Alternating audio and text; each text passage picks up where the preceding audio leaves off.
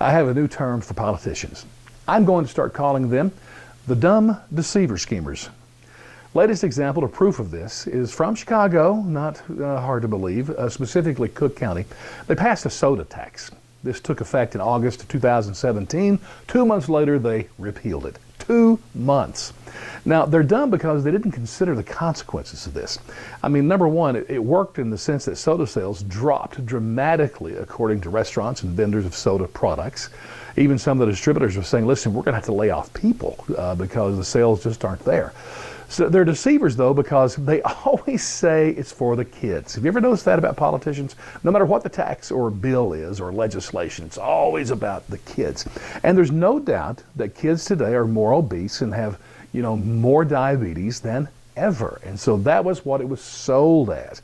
Which leads me to the schemer. It wasn't about kids at all. It was about a money scheme. Politicians will do anything they can to get your money. That's what they're about. And somehow we keep electing the same people who are going to do everything they can to continue to get our money. And here's the craziest thing of all. Their tax actually worked. I mean, soda sales dropped dramatically. So why would they repeal it?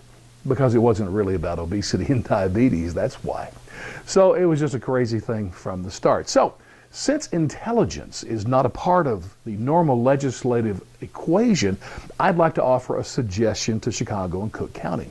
Now, as I said, it's a true problem among our kids. There's too much obesity and diabetes, that without question. But the problem is not what they're eating or what they're drinking. The problem is they're not moving. They're just sitting on their butts, playing their games day in and day out. Listen, when I was a kid, I must have consumed probably 10,000 calories a day, and I was skinny as a rail. Why? Because I spent my days running through the forest, climbing trees, pretending like I was Tarzan, swinging on the vines, throwing rocks in the ponds, and on and on and on.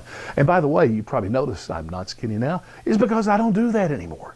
Kids need to get active. So here's my suggestion to the geniuses in Chicago. You need to adopt a butt tax. Here's the way it would work.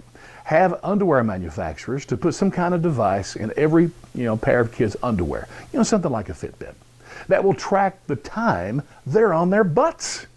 And then when they reach a certain threshold, start taxing the family. Is that an awesome idea or what? And I promise Chicago, man, you will get much more money for that than you ever would some dumb soda tax.